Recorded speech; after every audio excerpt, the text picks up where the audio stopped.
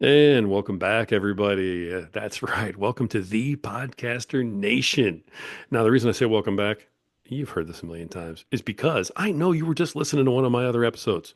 You were just listening to another The Podcaster Nation episode, and you loved it so much that you just kept clicking and you wanted more. Well, you know what? We have more for you. This is the podcast where the rising tide raises all ships. This is the podcast that's about podcasters. It's for podcasters, and that's right, you guessed it. It's done by podcasters. And my guest today is, yeah, a podcaster. So, without further ado, no wait. I want to thank everybody again. You guys have done such an amazing job of promoting our podcast, of sharing our episodes. We're growing like crazy right now, and it is all because of you. It's because of the shared community that we're all part of right now. So I would be remiss if I didn't say thank you and thank you. And by the way, thank you. Appreciate it. You're helping us grow. And I love that you're a part of this with me. So here we go. Now, let's talk to this awesome guy I have on here. As soon as he got on, I knew that he and I were going to click. We have a lot of things in common. He's got a great voice. He's a good storyteller. We have the host of The Turnaround Artists. Please welcome Brian McFarland. Brian, how you doing, man? I am never better, as we so often say in the sales business.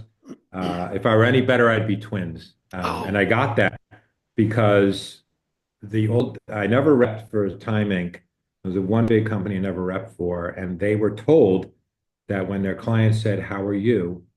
because the guise was that no one actually cares about you, hmm uh, to say never better. If I were in Betty or better, I'd be twins, which of course got a laugh, and then you could move into the conversation. So, but that's I am awesome. really, Rory, I'm touched to be here. This is my first interview, by the way, and you're amazing for doing this, and I really appreciate the platform. So thank you. Thank you. I'll send that $20 to you, okay, through Venmo for that little pop right there. Yeah, I've been in sales too forever, and I use that exact line. That exact line. Wow. If I was any better, I'd be Wow. twins. That's hilarious that you just said that. I've never heard anybody else say that to me. I'm a little floored See, right now. we click, we Oh click. There's my no doubt about that. gosh, we're a couple of old school sales guys right now who are out here just Yes. killing it. But and we're both in the podcasting world, which is fantastic. Now, let me get this back. Let me get back on the rails here. I'm sorry, Brian. I totally took us off. But the turnaround artists. When you first contacted me and I saw that, I was like, all right, what's this about? I didn't know if it was about cars or something like that. I said the turnaround artist. What's it about? Soon as I started listening to your podcast, I got it. And I love what you're doing. I love the energy that you have there. I love the positive aspect, the sharing, the personal nature of what you're doing. But I'm going to let you tell everybody, okay, the story. Tell us about the turnaround artists. Tell us about Brian McFarland, and tell us how this all comes together. Sure. Well, again, thank you so much. And I like how you said thank you, thank you, thank you, because my favorite number is three. And I learned that because I knew a bartender, and they always told me when you have a martini, you always have three olives. So that seemed to make sense. So I like that you did it in threes. I like this I numerology don't, we have going right now. This is cool. yeah, and I don't drink anymore, but that's another part of the story. So I just think it's a funny reference. So yes, Brian McFarland here. I live in New York City, where I've lived most of my life, and I've been in sales since you said you were 14. I've been selling. I'm not. It's not a one thing, but I feel like I've been selling since I was 12, and I took over a paper route. And my claim to fame there is that I loved riding bikes, so I would get up early in the morning. I sold for the Daily News, which was a newspaper for you young people who don't know what a newspaper is. And as I would deliver my papers, I took over the route and it had like 12 houses. And as I delivered papers in the morning, I thought, okay, I'm delivering this newspaper, but I'm like, there's seven houses in between this stop and the next stop. It's the same amount of work for me to deliver to each of the places, and you're only making like 20 cents a week off each subscription. So why don't I knock on the doors later of the seven houses that aren't? So fast forward, within 3 months, there was 50 houses on my route. And then there were so many houses I needed to hire some other people to help me deliver. And I was making, I don't know, $50 a week, which is a lot for a little kid. Oh yeah. But I just it opened my eyes to sales about saying, what can I do differently than the person who had it before me? And how can I use my personality to reach people and just deliver them something authentic that would be of benefit to them? So I've always been of that nature. So I'm 57 now, so I've sold now for 45 years, and I love it. I couldn't imagine any other career. So where the turnaround artist came from is my amazing life partner, Marisa, who I've been with just coming up on 2 years now. We had both went through challenging divorces. Mine was 10 years ago, hers was a couple of years ago. And we always have helped each other turn around our lives. And she's a brilliant writer. She's a burgeoning comedian and a great editor, and just one of the best people I've ever met in my life. And we were coming home from the gym one day because we go to the gym every single day. And we were talking about doing a podcast. And she said, I know what can be the name of our show. And she's got this unbelievable ability to name things. And she said, The Turnaround Artists, because we've helped each other turn our lives around. And it's been the most incredible 2 years of my life. And I'd like to think vice versa, although you'd have to ask her that. Um, and we know so many people, and we've both done so many turnarounds that why don't we create a show where we could tell our own stories, but we could also reach out to lots of people we know who've turned their lives around. So we thought about it about 9 months ago, and we put pen to paper, as I told you right before we got into this, probably about 6 weeks ago. And we've got 4 episodes that are out there. They're on Spotify and some other platforms, but most easily findable on Spotify. Mhm. And then we're working editing our fifth episode, which is going to be our best episode this weekend. And we are getting, while we don't have a huge audience as of yet, we are getting people that are walking up to each of us randomly who know us, and then we've put the link out and said, "Oh my God, I listened to your podcast this morning over coffee, and your story is so incredible. It touched me so deeply. I am quoting some of the things that you said because they were so inspirational." So who knew? But that's so deeply humbling that, as I said to you even before we started this, I said, the point was it was never about making money or anything like that. It's about if we can just touch one person, just one, and give them some positivity and some insights and some hope, then we've done our job. And we can have some fun, and her and I can share this beautiful, treasure and this art, if you will, and share it with people. So that's really how it started. And we feel very, very blessed and lucky to do so. I love that. Uh, I can say I heard your episode where you were talking about your own experience. I listened to a couple other pieces just to kind of get a feel for it, but that one I listened to, and you got deep on that one. You got very personal. You were very very open, about it, and that was one of the things that I noticed right off the bat. Was that you're telling a good story, but you're also being, real honest with folks. I think if more people were like that in the podcast world and they put a piece of themselves into their podcast, I think that we'd have a much better industry. But is that what you intended going into this? Was it supposed to be a real personal deep dive, or is it any different right now than when you first started it? Great question. So when we started, we said we're going to cover the areas of people who've done turnarounds in business, people who've done turnarounds in health, people who've done turnarounds in fitness, areas that were of particular interest to us. And we knew that we're really both authentic people. And sounds like you have a tremendous relationship with your wife. I have the best relationship I've ever had with anyone with Marisa. And she's taught me so much about authenticity and integrity and always being honest. And if you do that, then you really open the door to people because they do want to hear that and you're making yourself vulnerable. And that's what we had done in our entire relationship. So we felt like if we're going to interview someone, which we are now, we've got to start with just pulling back the cloth or the veil or whatever we want to call it and exposing ourselves, if you will, and being vulnerable with each other, with guests and whatnot, so that they feel comfortable going as deep as they want to go.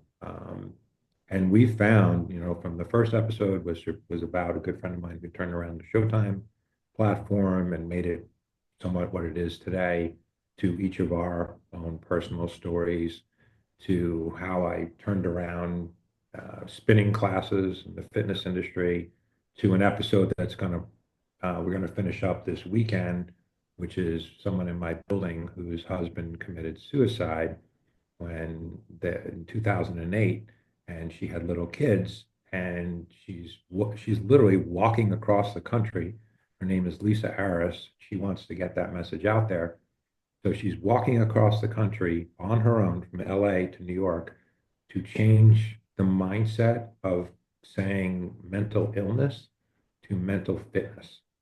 Mm. Because in this country right now, it's always a tough time, but we all exercise. So many of us exercise our bodies, right? But the most important muscle or organ is our brain, and we don't exercise that. So there's so many people that are afraid to talk about addiction or suicide or depression or any of those topics, that she saw how deep we went, and thus I interviewed her for an hour last week. She had stopped in Tucson, Arizona, and she was generous and gave me her time. And I'll send you the episode. It's really going to be touching. Went really deep to talk about what it's like to be the former spouse of someone who committed suicide, Mm. and I couldn't believe it. And I think it's going to help so many people who wrestle with mental illness to change the conversation, to talk about mental fitness and how they're not alone. So I know it's a long-winded answer to your question, but it's we feel like we're striking gold because the goal of the show was to help people. Um, and it just seems like we're getting people who want to come on because they want to tell their stories. So That's beautiful. yeah, That's amazing. We could talk about mental health and the lack of support and awareness and everything else for days. So I wish her all the best for sure. Um, for sure. but I bet that's going to be one heck of an episode. The what you said, in terms of you're just trying to help, you're just trying to make a difference. You're trying to be out there, and um, if that's really what's behind somebody's podcast is to go out and serve. That podcast is going to make it. That podcast will always make it. Yeah, And in terms of will it make it monetarily and all that? Look, there's 100 different things you can do for that down the road, but will it make it? Will you have continued passion to keep it going? If it's coming from your heart, man, then you're on the right track, and I applaud you for starting well. yeah. Thank you, thank you. I listened to I'm a big fan of Jay Shetty. Yeah. Obviously, I'm sure you're familiar with him. He's Oh yeah. on Calm, and he's just such a moving, deep individual. And I'm a professional musician on the side, and I recently got exposed to Jelly Roll, the artist who has suffered. Has addiction, and he was put in prison when he was 15, and he's completely turned around his life around. He's selling out stadiums Oh yeah. across the world. So they did an hour and 40 minutes podcast, just the two of them sitting down, and literally getting chills because they went so deep, each of them, that I'm trying to learn so much about, you know, how do you how do you interview somebody? In fact, I was listening to Howard Stern this morning interview John Cena, the wrestler, and a long time ago, one of my mentors in life, Michael Hess, who has his own podcast called My Sales Day. I'd encourage everyone to listen to it. He's one of the most important people I've ever had in my life, and I was featured on his podcast early on. We talked about when we were training, we worked at Rolling Stone for 8 years together. And when he would present to us, he was such a teacher. He always has been a teacher. We talked about what he and I agree upon are the two best interviews. Now you're up there, Rory, as well. In the short time and in 9 minutes I've known you, um, two of the best interviews and interviewers in the world, in our opinion, were Howard Stern and David Letterman. And they forgetting about the craziness with Howard Stern, like his former days, but what he does on Sirius now and how he gets people to open up. Hmm. And it's less about comedy, than it was in the past. It's less about shock value or anything like that. I was listening this morning, kind of in prep for this, to best understand, how you can hone your craft and how you can get people to go really deep and like you so that they'll come on future episodes. So in a perfect world, you have recurring guests Oh yeah. and you check in with them. And I plan on with this woman, Lisa, she's in Tucson right now. I plan on checking in with her next week and doing another episode that's shorter and talks about, well, what's happened in the last week? Who'd you meet? What's happening? What's going on? Helping her try and raise money. And it's just been it's been a short time, but it's been a wonderful road, and it's surpassing every expectation that I had. So I really feel truly blessed. That's great. That's amazing. Yeah, and it has been a short time. I mean, you've only put out a few episodes. You've been doing this for a short period of time here, but um, when the mission's right, and you know that the mission's right, that short time turns into 20, 30, 40, 50 episodes before you even know it. So stay the course, keep doing what you're doing. Thank you. Don't get Thank you. discouraged. All right. I really appreciate the way that you're doing things so far. Now, moving forward, I got to ask this though, just because I'm curious, because you did sort of slip in there that you used to work for Rolling Stone and, you play an instrument. You're a musician. What do you play? So primarily I play drums, Okay. but I also do play. What I say is I get paid to play the drums because I will humbly say I'm really good at it. Um, I People will tolerate hearing me in a band playing the bass, and I play guitar on my own, and I'm trying to learn to sing because I have the personality to be a front person, but I've never, unfortunately, learned to sing. So Ah, that's something I'm practicing on the side. So, but that's been where I'm going to do an episode about turning around bands because every band I've been in, I looked at it from a sales angle of how could I make this band bigger because most musicians don't think in terms of business. Um, so I approached them that way, but then also because I've taken drum lessons. I've been 13. I really honed my craft and I put in 10,000 hours, no doubt. Um, and every band, knock wood, I feel like I've ever been in, when I hit my first beat with that band and you've never heard me before, people in the band, no matter what level they are, they turn around and go, whoa, we've never heard that. We've never felt that. And I just know how to, it's a gift, no doubt, but I did find that gift and was able to hone the craft and just take over, if you will, subtly, because I believe the drums are meant to be felt, not heard. Um, so they should just move you. So my mission as a drummer is within the first 30 seconds of hearing me, you are moved and your feet are tapping and you want to stay. So you talk about somebody wanting to have, what's the length of a podcast, right? I want to put a sense in a room that people go, I've never experienced this feeling before. I want to stay. I want to listen. If the singer's really good, which is never a given, but the feel I'm getting, and they don't know why, but from Right. this rhythm section is really special. Nice. I think you've carried over a lot of that into your podcast. Thank you. Yeah, Thank a you. lot of that mentality I hear in your episodes. So congrats on that. But drummer. Everybody loves the doggone drummer, man. I mean, Well, yes and no. Yes and no. People have asked, and it's a funny thing because people are like, I did get in one band that was signed, and we opened for some bigger bands, and did some really cool stuff. I'm really proud of myself that I played about over 1,500 live shows over the course of my career. wow. I never did it for the money. I made a couple bucks doing it, but it was always about just the experience that I could give to people.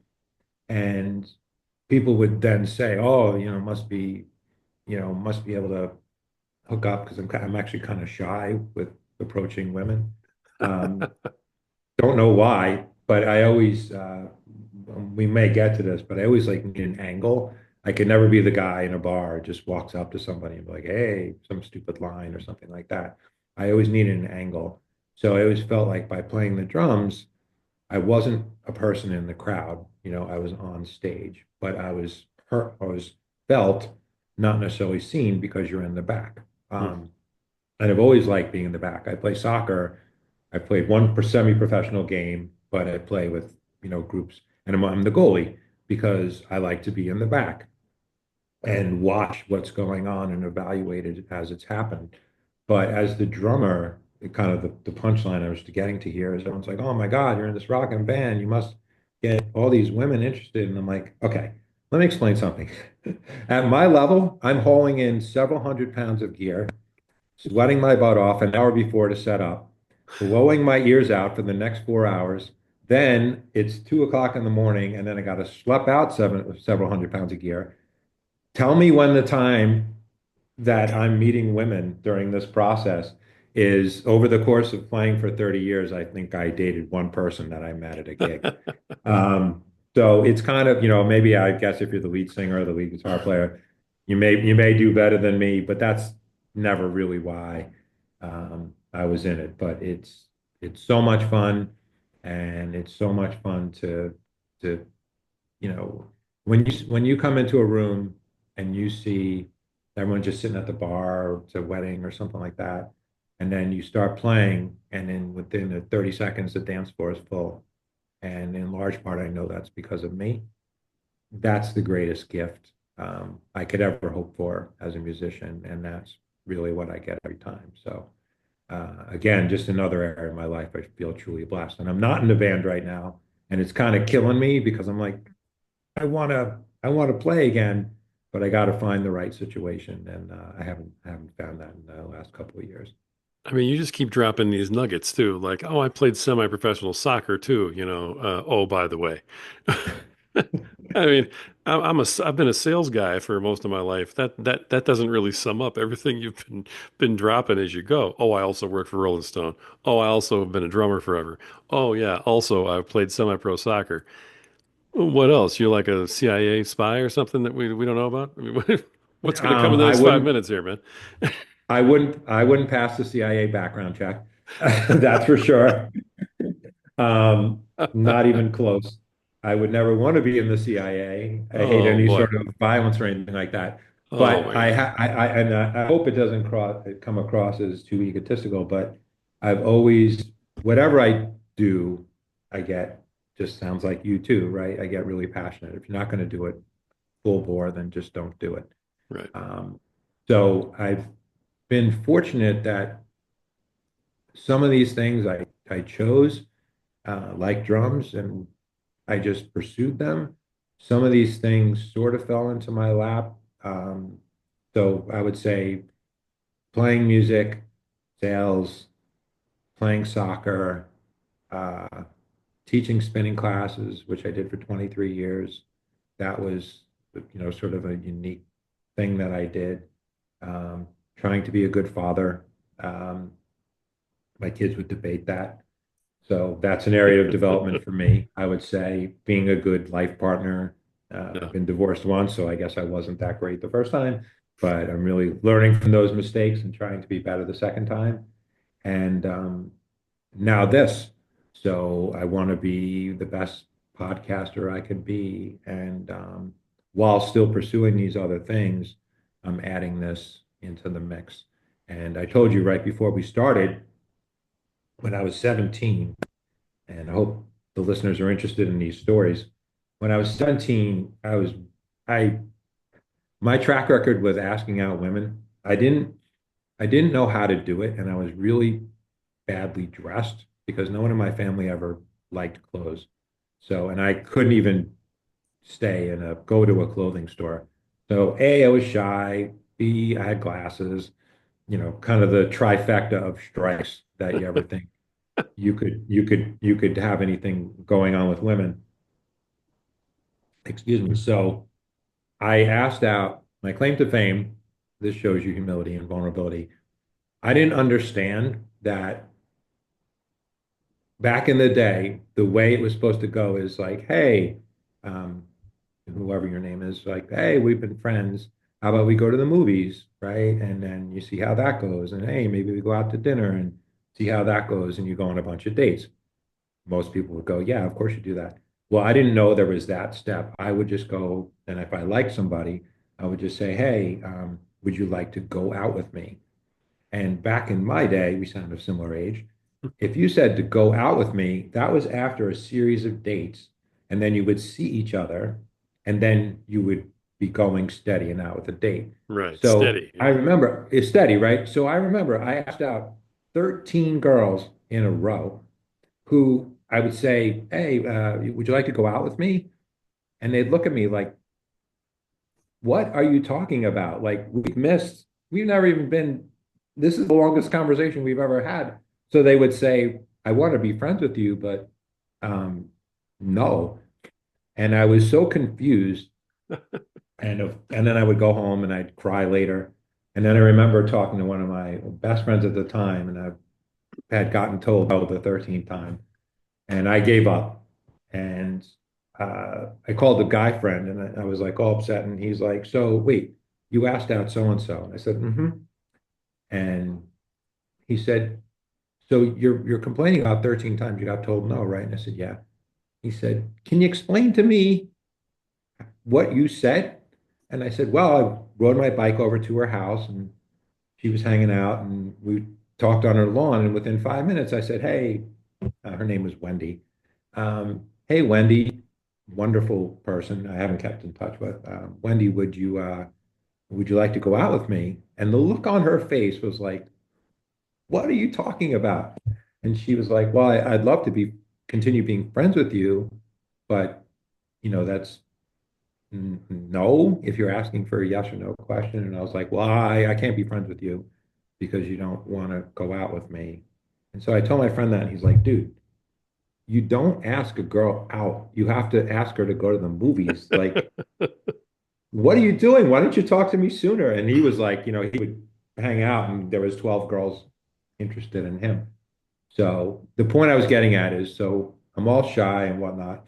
And then we had something, I went to Plainview Kennedy High School on Long Island, and there was something called the Senior Follies. And the Senior Follies were kind of like a SNL type of thing all the seniors would do for 2 nights in a row. And it was an auditorium at high school. And like there was hundreds of people, parents who would come. And you would put together all these skits and do these things. And it was always like the popular kids, of course, who were in the skits because they were the ones who made up the rules. So I came in as I was not popular. I was very shy, but I had this idea. I love Johnny Carson, and you're of my age. So if you remember, he used to do the Incredible Karnak, Oh yeah. right? Which was to have Ed McMahon go over and say the answer. Johnny would hold the card to his head, and then he would open the envelope, blow on it, and then ask the question. So I came in and I wrote this whole bit, and it was a week before Senior Fathers was going to go, and they were all rehearsing. And I got up enough guts and I said, I went to the producers and I said, I have this bit I want to do. like, oh, McFarland was a loser, like whatever. We'll let him do his bit. So I did this bit in front of like 10 people. They were on their butts laughing, going, "Where did this come from? You're in." So I fast forward, I practice a few times, I get somebody to be my sidekick, and then I go in the senior follies, and nobody else could understand how to put a microphone up to their mouth. So even if your bit was funny, nobody heard anything in the audience. But I knew mic technique because I had been in bands. So I went up, they set up a table for me. I had a mic, not as good as this one, and I did the Incredible Carnegie. Rory, I swear, if there was any of those parents out there, people were laughing their butts off, like hysterically. And I told you right before we started this episode, I said they ran up to me, parents, like teachers, administrators, went, "Oh my God, like your voice, like you did a monologue, you did this bit from Carson. It's what you're going into broadcasting, right?" And I had never thought of that. And I said, well, actually, I'm going to be an accounting major. They're just like, dude, you have a gift. Like you should really go into broadcasting. And I never did. So here I am, finally, almost what, 40 years later, and I'm finding the opportunity to go into broadcasting. And I will tell you after that, a lot of women were interested in me, but it was too late because it was the end of high school. So that you asked the question of how many things have I done, and I gave you a 12-minute answer. Oh, I love it. Um, I really but love it. that encompasses the range of things. So I appreciate you listening. Not at all. Your stories explain a whole lot, about the way you do the podcast, the purpose of it, where you are, so on and so forth. So I appreciate you sharing that stuff. That is one of the things that separates, really good podcasters from the robots out there, the guys who really shouldn't be podcasters. They should be delivering the nightly news, with the wrinkle-free jackets and, the pearly white teeth. Podcasting should be authentic. It's one of the reasons why Joe Rogan is as popular as he is because he's been him since moment one. Right. Like him, hate him, agree with him, disagree with him, whatever, he's him. And that's why people have just gravitated to him. There's a lot of podcasters out there that are professional personalities, and when you listen to their podcast, it's very scripted. It's not natural. They're not being themselves, and you know it, and it turns people off. And so they end up changing the channel. Uh, but I love it. So thank you for sharing all that stuff. Let me pull this Please. back into podcasting a little bit. The We talked quickly just about like the mic that you use and stuff. When you got started, um, one of my friends, she's actually in the second episode of The Podcaster Nation. Her name's Brandon. She had someone, we joke all the time, she and I, because she actually had some mentor try and sell her a course for like $25,000 with like, here's the stuff you need, here's, all my training so you can start a podcast. And I mean, we literally roll on the floor laughing when we tell that story back and forth to each other because you don't need that. Now, when you got started, I know you started with equipment before what you have now. Tell me how you started, what you used to get rolling, and what's your most recent upgrade here?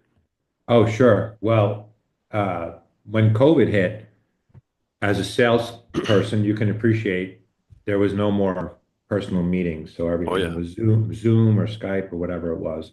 So I noticed right away because of being a musician, I was like the AirPods and the mic and a Mac, like everybody sounds terrible. And I do understand I have a really, just like you, I have a very good broadcasting type of voice. And it was when I would listen, I would tape myself or record and I'd listen back. I'm like, oh my God, like one of my greatest assets here is not coming through because one of the things, I'm sure this is why you were successful as a salesperson, it was like really authentic and you're really honest. And you're only going to get repeat sales if you're delivering something that A, you believe in your heart is going to benefit them and they believe in you, right?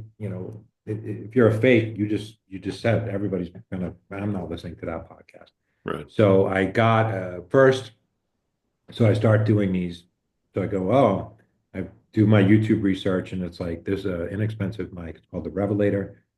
And literally till 3 hours ago, that's what I was using. So I would set that up on the side, always wear a set of headphones so that I could get really good quality.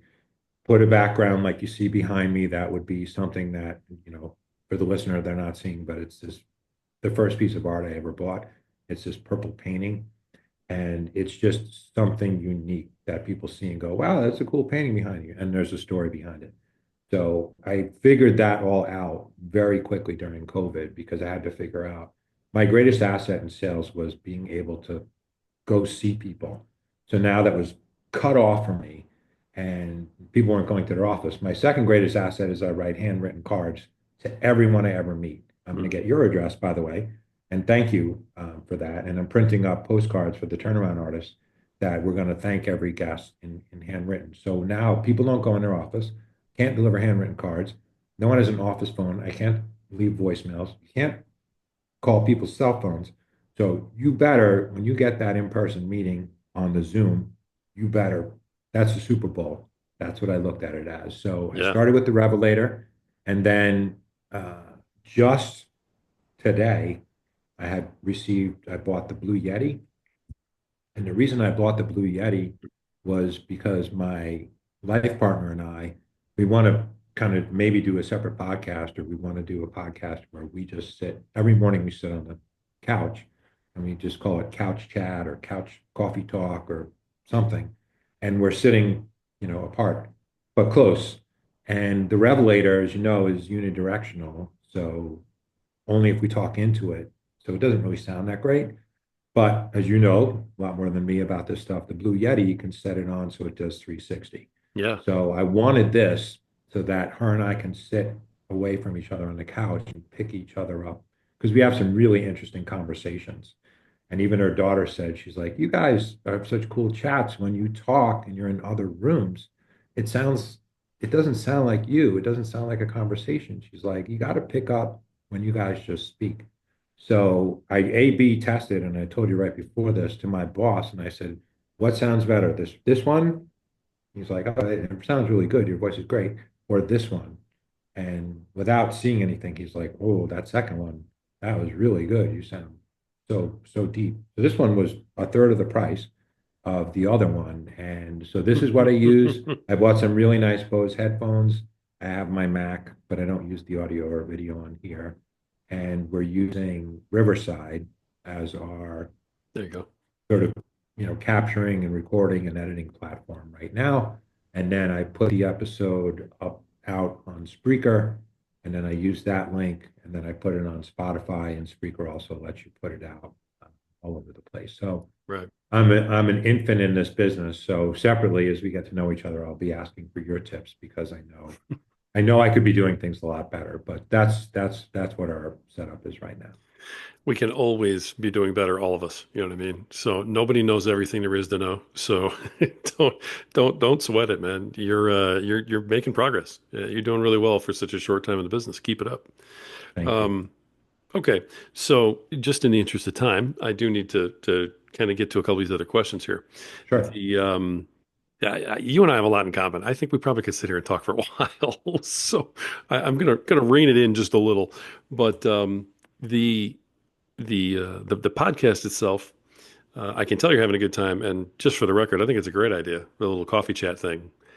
When you launch that, you shoot me an episode. I'd love to hear it. Send me a link. Will I think do. that might be really neat too. So don't do it at the expense of what you have going, though. Right. Stay the Right. course with this other one. And then if you end up going, hey, I have two, I don't have enough time for two, I got to cut it. Do 20 episodes of each before you Okay. cut it. And it may be tough, but do 20 episodes each because you'll learn just how you feel for real about each project after 20 episodes. You Okay. know, Great. nothing's still in hiding after 20 episodes. You know what I mean? It's like it's all out. You know how the sausage is being made. It's just right there, and then you can make a good decision. But I'd be interested to hear that one too, man. I bet that'd be fun listening to you and your significant other there. Thank you. And she's got a great voice too. Just for the Thank record, you. yeah, yeah. So I I keep got telling to her that. hear her. All right.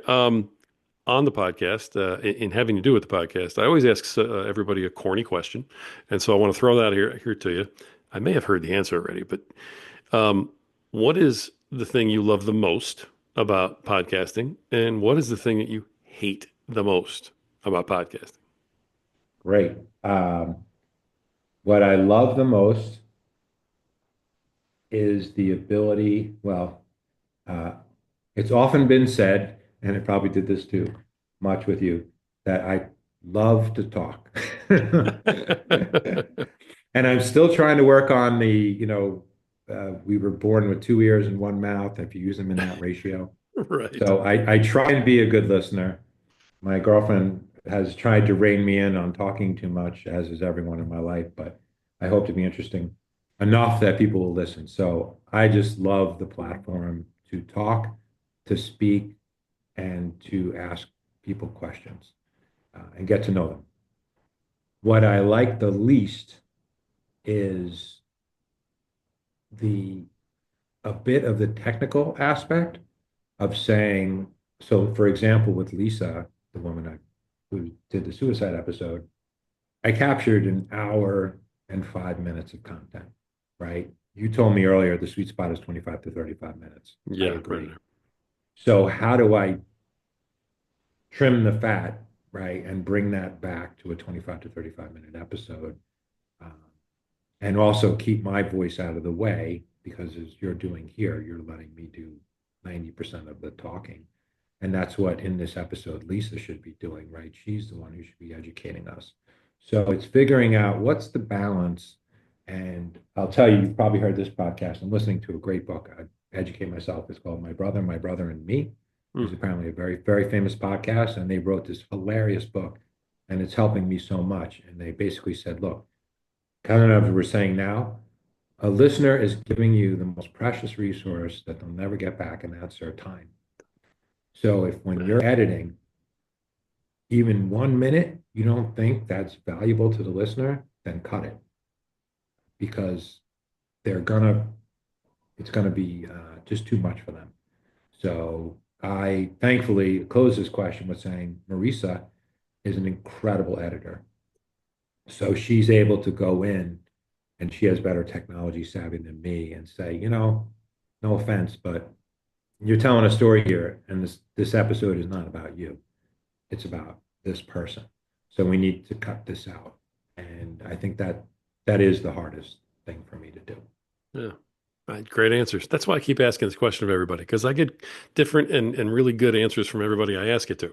So I'm going to keep going with the corny question until something blows up in my face. But you haven't been doing it a long time for sure.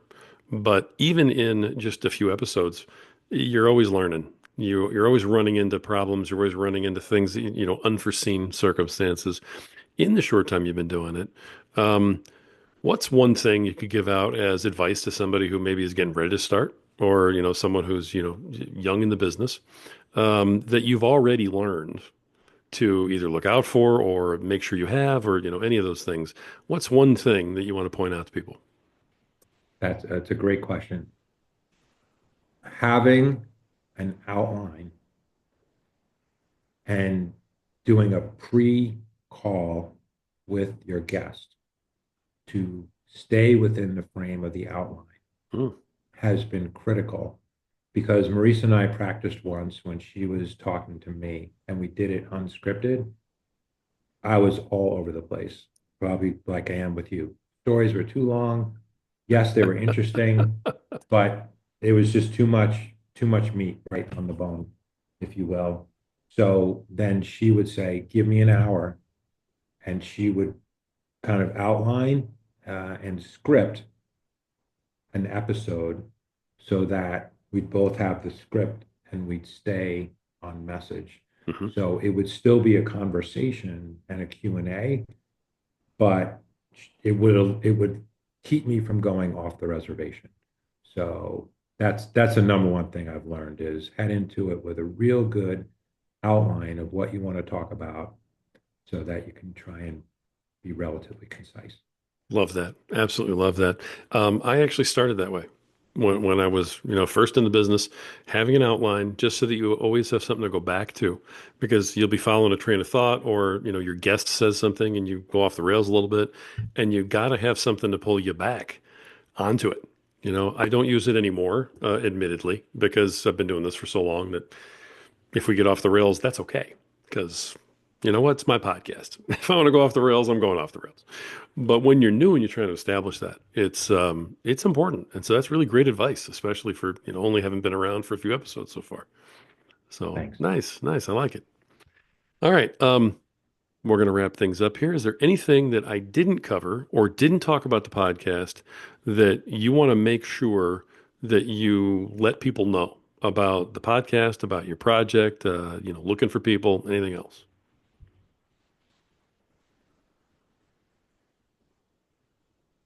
I haven't yet found how to really promote an episode, what platform to use. Do you text episodes to friends? Do you just put it up on Facebook? I tried it on LinkedIn. Uh, it's up on Spotify, and I can't yet. And again, we're early on, so it's not Hmm. like frustrating me, but I can't find the groove. And this is where I seek like the wisdom of, you're like Yoda to me. Um, of Thanks. I and appreciate you're giving me so many tips already of what's it. and I don't think there's one magic thing like, oh, Brian, do this, right? Right. But I've got to figure out. I know I have something here, and I know we, mean her and I, have something here. So I have to figure out what's an organic, authentic way without annoying people to get people engaged so that when we launch a new episode optimally, they followed us on Spotify and they get notified that, hey, episode 5 of the Turnaround Artists Hmm. is launched today. And then they bring it, right? It's kind of like sales, like you either push or you Oh yeah. pull. So I'd like to pull. So in a way, it's like I'm not just going, hey, Rory, I got a new episode. I got a new episode. If you're interested in the show, you'll follow us on Spotify and you'll get notified when episode 5 comes out. And if you are interested, you'll listen to it. It's not me writing you a text and Right. saying, oh, episode 5, you got to listen to it. So I would say that's something I really need to learn how to do. That's awesome. You and I can have a short conversation afterwards too. I got a couple Thank you. ideas in there, but if anybody listening to this wants to throw something out there and their own experience, feel free to, text the show or leave a comment on one of our posts. We'll make sure we get that to you. Okay. Just because somebody out there who hears this may have a unique idea. Everybody knows a little something about a little something. So feel free, folks, to answer that question and help us out. That'd be really cool. And you are looking for guests to interview, right? People who 100%. have stories that are overcoming adversity. 100%. In every walk of life, everybody's got turnarounds, Okay, and we just welcome, talking to them and hearing their story. beautiful. All right, and the way for them to reach you then would be your personal Gmail. That's what we're using today, right? Go ahead and tell Correct. everybody what that is, and I'll put it in the show notes, of course. But that way they can, send you their name, their story, contact info if they want to try and be on the show. Sure, sure. Well, forgive me for being unorganized and not having the show's email, but my name is Brian McFarland. So the email address is B as in Brian, McFarland, McFarland 53 at gmail.com. So that's bmcfarland53 at gmail.com. And I'd be deeply touched if you wrote and offered any thoughts and or wanted to tell your story on the show because I'd be really happy to talk to you. Beautiful. Awesome. Okay. I will make sure that's in the show notes for everybody. And I'll make the offer too. If you ever, need some filler, I'd be happy to tell you my story. I would So love to. let me know if you want to have me on. I'd be willing to jump in there. I have my own crash and burn, rags to riches, get up, dust yourself off, and try to find a way to survive story. I would So, love, consider yourself invited because I'd love to turn this around that'd be and give great. you the mic to talk about. So I'd love that'd to be see it. That'd be a lot of fun. Okay, great. Brian, thank you so much for coming here today, for being, authentic and open and honest and just telling everybody about your mission and your podcast and what you got going. I appreciate it. I know everybody else too. So thank you, man. Thank you so much. I'm really touched that you would have me on. Thanks. All right, guys, this has been another absolutely awesome episode of The Podcaster Nation. We're the podcast done by podcasters. We're done for podcasters, and we're about podcasters. That's exactly what we are. That's exactly what we do. This is a community that's for us. This is where we all come together. We all lift each other up, help each other out. I love the fact that you guys are so involved and that this has taken off the way it is because it's designed to help every one of us. And you're all doing your part. So thank you again. This is the podcast where the rising tide raises all ships. So keep sailing. Until next time.